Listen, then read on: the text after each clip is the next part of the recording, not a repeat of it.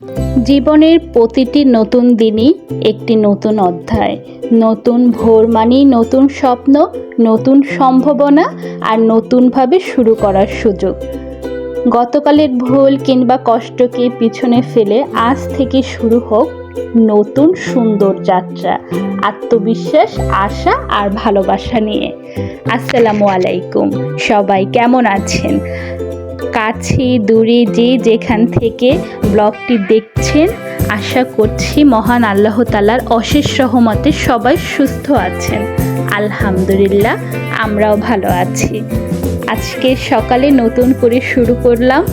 আমাদের বাসার সামনের পুকুরে অনেকগুলো মাছ পালা হয়েছে। মাছগুলো নাকি বেশ বড় বড় হয়ে গেছে।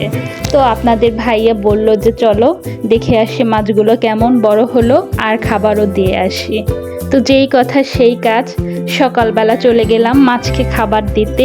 এই ফিলটা কিন্তু একটা অন্যরকম ভালো লাগা। সকাল সকাল অনেকগুলো মাছ দেখতে পেলাম, যদিও ক্যামেরায় অতটা ক্যাপচার হয় নাই, তবে কাছ থেকে আমি দেখতে পেয়েছিলাম বেশ কিন্তু বড় বড় মাছ হয়েছে। আর যখন খাবারগুলো দিচ্ছিলাম না, ওরা না মানে কেমন যেন খাবারগুলো ক্যাচ আপ করতে চাচ্ছিল, হ্যাঁ মানে ধরতে চাচ্ছিল উপরে ওঠে। যদিও সব কিছু আমি ভিডিওতে ক্যাপচার করতে পারি নাই, বাট এটা কাছ থেকে দেখলে বোঝা যায়। তারপরও টুকটুক বোঝা যাচ্ছে যে মাছগুলো খাবার খাচ্ছে। এটা কিন্তু অন্যরকম একটা ভালো লাগা কাজ করে। তো আজকের অনেক দিন পর আমার শ্বশুর শাশুড়ি প্রায় 2 মাস জাপানে ছিল আমার ছোট দেবরের কাছে। তো 2 মাস পর আমাদের বাসায় আসবে আজকের। তো এটা আসলে অন্যরকম একটা ভালো লাগা কাজ করতেছে। এই 2 মাস প্রায় আমরা একা একা ছিলাম, যদিও আমাদের বাসা থেকে আমার বোন, মা, সবাই, খালামণি মাঝে মাঝে এসে আমার সাথে থাকতো। দেখা যেত ঘন্টার পর ঘন্টা ভিডিও কলে থাকতো, যেন আমার ভয় না লাগে। তো এভাবে আসলে 2 মাস কেটে গেছে। যাক আলহামদুলিল্লাহ, তারপরেও যে আমরা এভাবে একা একা থাকতে পেরেছি এটাই বেশ বড় ব্যাপার। আসলে কখনো এভাবে চিন্তা করিনি যে তারা যদি না থাকে আমরা কিভাবে এত বড় বাসা সব কিছু মিলিয়ে সামলিয়ে উঠতে পারবো কি না, একা থাকতে পারবো কি না, কখনো আসলে এভাবে চিন্তা করিনি। বাট প্রথম খুব কষ্ট হয়েছিল, সত্যি কথা বলতে একটু ভয় লাগছিল, আনইজি লাগছিল, মানে কিভাবে কি শুরু করব তাও বুঝতে পারছিলাম না। যাই হোক, তারপরও আলহামদুলিল্লাহ পেরেছি।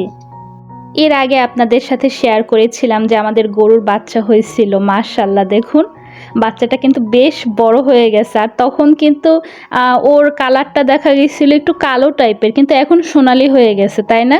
গরুর কালার যে এভাবে চেঞ্জ হয় এটা কিন্তু আমার জানা ছিল না। তো বন্ধুরা তোমরা দেখো যে গরুর কালারটা কিভাবে চেঞ্জ হয়ে গেল, তাই না? এখন কিন্তু দেখতে বেশ সুন্দর লাগতেছে। আর সকালে মনে হয় সামনে বাঁধা হয়েছিল, তো গরুটা খুব মানে গরুর বাচ্চাটা খুব খুশি, মানে খুশিতে ও দৌড়াদৌড়ি করতেছিল। এইটা কিন্তু আসলে দেখার মতো একটা সিন ছিল। যদিও এই ভিডিওটা আমি করি নাই, আপনাদের ভাইয়া করছিল। বলল যে তুমি এটা শেয়ার করো তোমার বন্ধুদের সাথে, যেহেতু তুমি আগেও ওর একটা ভিডিও দিছিলা যখন ও হয়েছিল। তো দেখুন মাথার কাছ থেকে আবার একটু সাদা সাদা, ভালোই কিন্তু লাগে দেখতে, তাই না? ও প্রথম যখন হয়েছিল তখন কিন্তু হাঁটতে পারতো না, ওকে বেশ দড়িয়ে হাঁটানো লাগতো, হ্যাঁ ওর মানে হেল্প করা লাগতো, একা একা হাঁটতে পারতো না। এখন বেশ ভালোই টুকটুক করে হাঁটতে পারতেছে, এটাই আসলে বেশ বড় একটা আনন্দের ব্যাপার। আজকে কি করব সারাদিন, কি রান্না করব, সব কিছু এই ব্লগে থাকবে। আপনারা সবাই শুরু থেকে শেষ পর্যন্ত থাকবেন।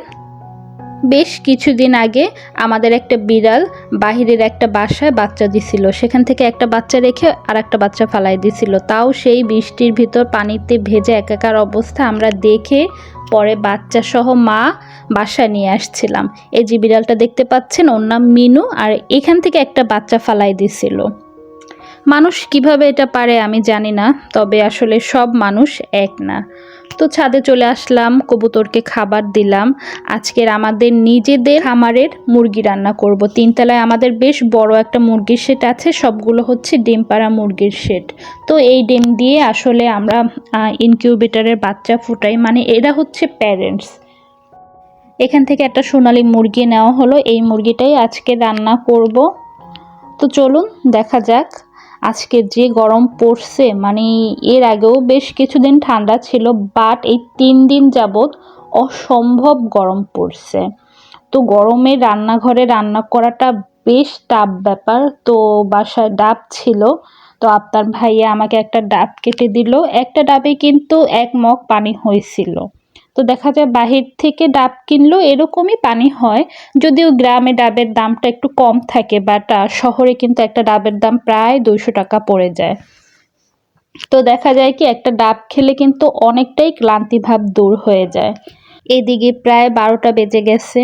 তো আপনার ভাইয়া বাজার থেকে পুরি আর হচ্ছে এটাকে বলা হচ্ছে বড়া নিয়ে আসছিল, আর গরম গরম দুধ চা। আমরা দুজনে মিলে খাচ্ছিলাম যে এটা খেয়ে তারপর কাজ শুরু করব। আজকে রান্না করব হচ্ছে সোনালী মুরগি আমাদের খামারের, আর হচ্ছে আমাদের নিজেদের বাগান থেকে কচুরলতি রান্না করব। কচুরলতি কিন্তু আমি কুটতে পারি না, হ্যাঁ, অনেক কষ্ট করে আসলে কুটেছি। এটা আমার শাশুড়ি মার খুব পছন্দ। আর হচ্ছে আলিম ভাই এদিক থেকে একদম তাজা তাজা ফ্রেশ চালকুমার শাক নিয়ে আসছিল। আজকের করব না, যেহেতু 12টা বেজে গেছে, এটা কুটে রেখে দেবো, কালকে রান্না করব। তো এদিকে মুরগিটা ভালো করে পরিষ্কার করে ধুয়ে তারপর আমি পেঁয়াজ, আদা, রসুন, মানে যত মশলা লাগে আসলে মুরগি রান্না করতে সব কিছু দিয়ে একদম ভালোভাবে কষিয়ে নিয়েছি। তারপর কিন্তু আলু দিয়েও কষিয়েছি। একদম ভালো করে কষানোর পর গরম পানি দিয়ে ঝোল দিয়ে তারপর উঠানোর আগে একটু ভাজা জিরার গুঁড়ো দিয়ে দিছি, বাস কমপ্লিট। এরপর গরুর মাংস গতকাল রাতে আমি ফ্রিজ থেকে নামিয়ে রেখে দিছি। এটা কিন্তু পানি দিনে, হ্যাঁ, ফ্রিজ থেকে নামিয়ে একটা কড়াইতে রেখে ঝাঁপি দিয়ে ঢেকে রেখেছি।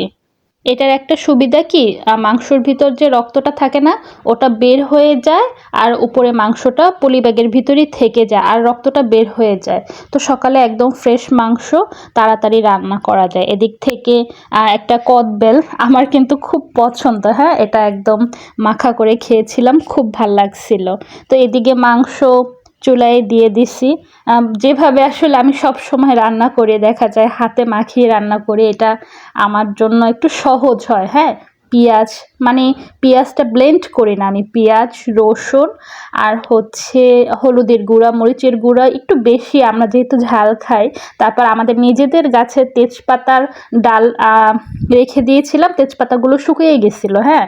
তারপর গরম মশলা সব কিছু দিয়ে একদম মাখাঝাকা করে, আর হচ্ছে আদা আর জিরা এটা হচ্ছে আমরা গুঁড়া করে নিই, এটা দিয়ে তারপর গরম পানি দিয়ে বেশ ভালো করে মাখা ঝাঁকা লাড়িয়ে চাড়িয়ে একদম চুলায় ঢেকে দিলাম। তো এর আগেই আসলে মাংস এক বাটি নিয়ে গেছিলাম এখানে, বা কড়াইতে আসলে কম দেখা যাচ্ছে মাংস। যাই হোক, লাল লাল করে রান্না করছিলাম, অসম্ভব মজা হয়েছিল। আর একদিকে হচ্ছে সাধের লাউ বানাইলো মোরে বৈরাগী, সেই সাধের লাউ রান্না করছিলাম। মাসুদ কাজীর গাছে লাউ হয়েছিল, তো একটা একদম ফ্রেশ লাউ দিয়ে গেছিলো, সেটা হচ্ছে এখানে হচ্ছে এটা হচ্ছে কি মাছ, শোল মাছ, হ্যাঁ, ছোট শোল মাছ। আমার শাশুড়ি আবার মাছ দিয়ে লাউ রান্নাটা খুব পছন্দ করে, তো তার পছন্দের মতোই রান্না করছিলাম। আর এদিকে হচ্ছে ওই যে বলছিলাম বাগান থেকে কচুরলতি তুলছিলাম, এর আগে ভিডিওতে আপনাদের সাথে আমি শেয়ার করেছিলাম, সেটাই আমি একদম আস্তে আস্তে করে কুটে তারপর নর্মাল ফ্রিজে পলি ব্যাগে রেখে দিছিলাম। তো এটা 2 দিন পর আমি ধুয়ে একদম ফ্রেশ করে তারপর একদম ঝাল ঝাল করে, যেহেতু কচুরলতিতে গুঁড়া মরিচ ব্যবহার করলে দেখা যায় কি কালারটা নষ্ট হয়ে যায়, তো আমি বেশি করে একদম ঝালালা কাঁচা মরিচ তারপর হচ্ছে বোম্বাই মরিচ দিয়ে একদম ঝাল ঝাল করে রান্না করছিলাম, খুব মজা হয়েছিল। আসলে দেশি কচুরলতি খেতে কিন্তু অসম্ভব মজা হয়, আমি জানি না কারা কারা পছন্দ করেন। আর সব শেষে বরিশালের দই কিন্তু খুব মজা হয়, মিষ্টি দইটা একদম হাঁড়িতে থাকে জমাট বাঁধা, খুবই মজা হয়। আর আমার না অত মিষ্টি জিনিস পছন্দ না, তো দেখা যায় এই মিষ্টি দইটায় মিষ্টির পরিমাণটা একটু কম, টক দইটা খাওয়া হয়, মিষ্টি দই অনেক দিন যাবৎ খাওয়া হয় নাই।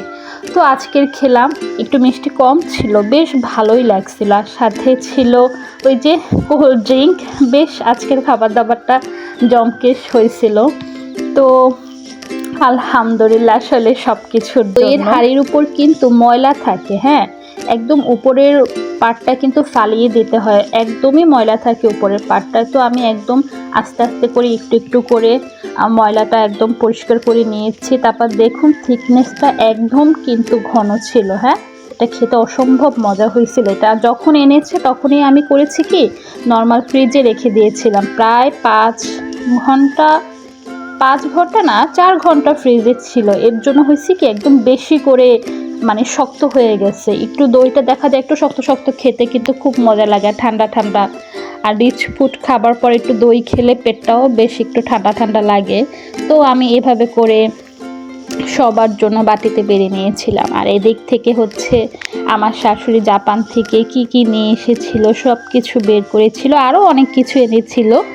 তো এখানে আমরা রাতে একটু বের হয়েছিলাম, একটু আসলে বাসা থেকে বের হইলাম যে ভাল লাগতেছে না, একটু বাহিরে যাই, বাহিরে যে একটু ঘুরে আসি, টুকটাক খাবার খেয়ে আসি, একটু বাহিরেও বের হয়েছিলাম। ভালোই লাগছিল ওয়েদারটা, তারপর ভিতরের পরিবেশটা বেশ ভালো ছিল।